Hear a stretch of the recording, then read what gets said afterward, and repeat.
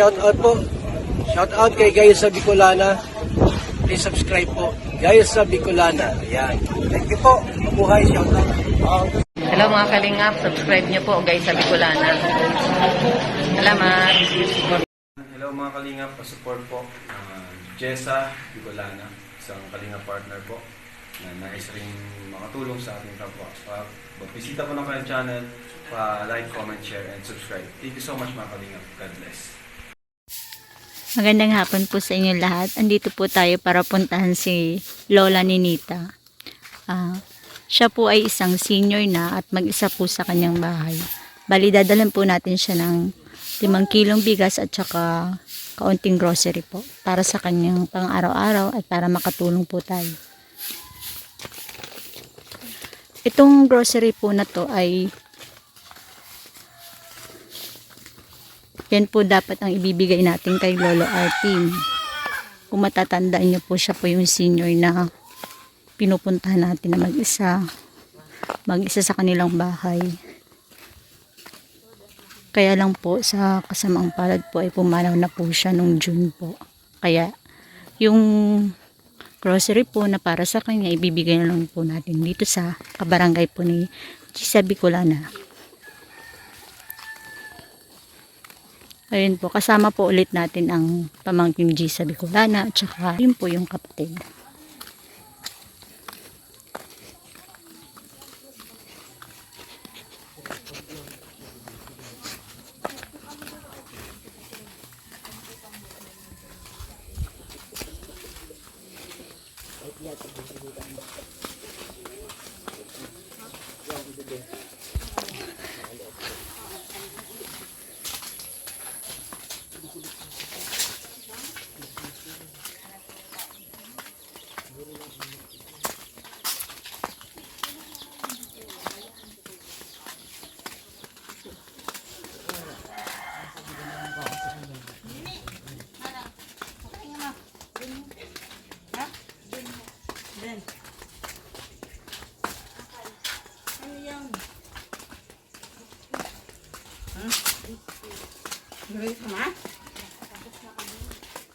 Pakain ka, ma.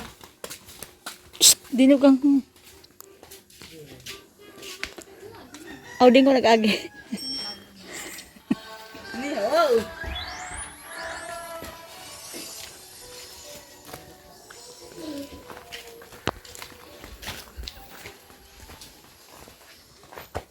Yan, Ninita.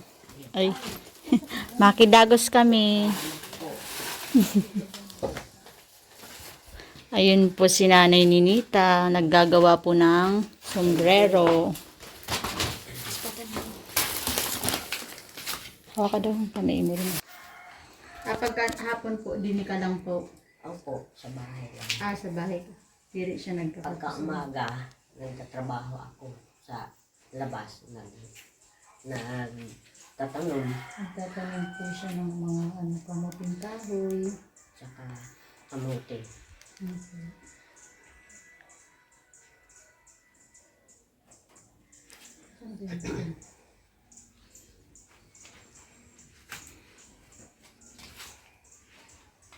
Ayan po, bali, Nanay, Ninita, may dala po kaming kaunting grocery po para sa inyo. Salamat po. Bali, meron po kaming 5 kilong bigas, saka grocery po. Meron po dyan, biscuit, Milo, tsaka Salamat po. asukal. Meron din pong noodles. Ayun po, bali, po yan, sponsor po yan ni Ate Elijah Beans po. Yun po, siya po nag-sponsor. Ayun po, bali, galing po yan kay Ate Elijah Beans po. Salamat At po. kay Ate Gisa Bicolana din po. Salamat sa pagbigay niyang tulong sa akin. Ayun po, bali si Nanay Ninita ay mag-isa na lang po dito, no? Opo. Meron din ako mga anak. Nandun sa malalayo sila. 2 sa Matnog, 1 sa Mindoro. Doon sila po nakapangasawa. Opo. Tapos minsan, yung pinag-iipunan ko, nahingi ng pinansyal. Siyempre, anak ako. nabigay din ako sa kanila. Kahit sabihin, yan, di bali na ako magkain ng ang ulam ko ay asin. Huwag lang yung mga anak ko. Saka yung apo. Ang anak niya, yung nanahiring sa akin ng tulong sa Mindoro, ay anim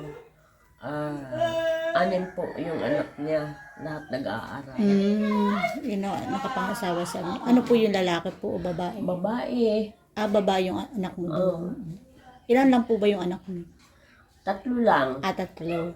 Kaya lang, yung isa talaga hirap siya gawa ng Sa hindi Mindoro. naman maanuhan sa sa financial yung bunso. Marami siyang pinag-aaral, 6.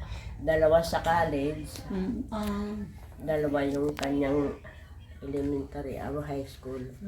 2 yung elementary. Kaya talaga no, dahil sa dami ng pinapaaral. Sige, salamat po. Salamat po sa bigay niyo ng biyaya sa akin. Ayun po, bali gumagawa po si Nanay Ninita ng sombrero. Kung makikita niyo po, yan. Magkano nga po yung isang ganyan niya Ninita ngayon? Ang kuha sa amin na yun 16. Pero ang bigay ko doon sa kapatid niyo 20. 16 yung ano. Saan po kayo kumukuha ng pang ano po yung... Sa ibaba, sa kabahagi sa akin. Bali sa inyo na po yun yung ano. Doon yun yung lupa doon na ano, sa mga kapatid niyo po. No? Yung pinaghati-hati na ng magulang namin. Bali yung nakatira po dito sa bahay na naniningil. Yung dati po yung kapatid niya. Kapatid din. Na Kapatid ko rin yun ang nakatira dito. Ayun po. Bali may nagawa na si Nanay Ninita na sombrero sa taas. Doon yung nilalagay. Para hindi tinatakbuhin pag mag-ulan. Yun na. Tsaka hindi pag dyan, mainit na siya, maarawan na siya. Magpuputik na rin siya. Sa umaga po yung ginagawa ni Nanay Ninita, ay pumupunta po siya din sa nagtatanim siya ng mga kamote, Saka kamuting kahoy.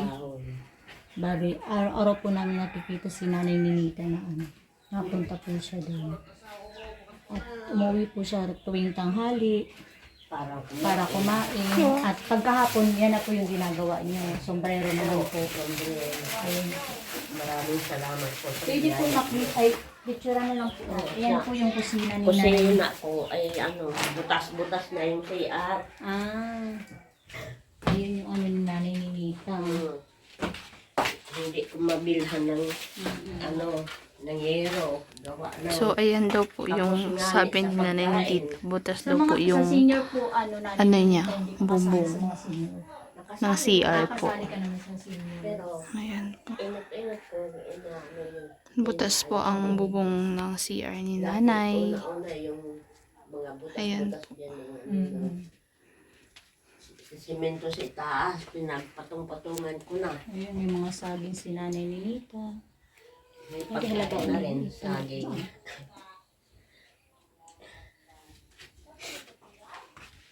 Salamat po sa magandang loob niyo sa akin. Ayun po, sana po patuloy niyo pa rin po supportan si Nanay Ninita. Kasi kahit po sa kaunting grocery po na ibigay natin ay makakatulong na po yun sa kanyang pang-araw-araw. Lalo na kung mag-isa po siya. Si Nanay Ninita po ay kapitbahay lang po namin dito. Dito din po siya nakatira sa lugar ni G sa Bicolana po. Ito na, pero magkapit. Nabigyan na po natin ng kaunting tulong si Nanay Ninita. So, ano po ang masasabi niya, Nanay? Maraming salamat sa tulong niyo at kahit kailan hindi ko kayo makakalimutan. Ayun po. Okay na, kumusta naman po kayo din ni Nanay Ninita pag umuulan po? Ayos naman Ayos ito. naman, Hindi hindi- naman natulo. hindi naman siya yung natulo lang yung Banda sa kusina yung po. at saka yung Sa kusina. semento. Pero dito po sa kwarto niyo po, okay Ayos naman. na. Ayos pa, hindi pa na lahat natulo. May natulo rin ilan-ilan. Ano po, mainit naman po dito lalo pag tanghali po. Ay, oo. Linagyan ko nga dyan ng yero na ay nung Meron ka naman po dito mga electric fan, limbawa na. Ay, hindi ka po hindi ako nag-electric. Ay, bali hindi po kayo sanay mag-electric fan or ano po, wala lang. Ito yung electric fan nung isa. Si Ah. Tina, yung pamangkin ko. Mm. Pero ako hindi nag-electric fan kasi naheka ako. Mm. Kaya hindi ako gumagamit.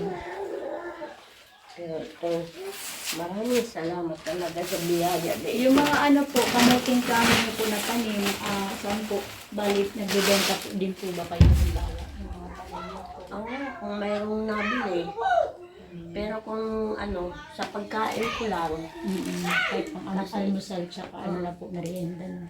hindi naman ko gaano sa kanin ang inan. Lalo na sa mga edad na ganyan. Kasi yung bigas talaga ay ano siya, mga kung saan mabigat po siya sa ano. Kaya mas okay talaga yung mga gabi, ganyan.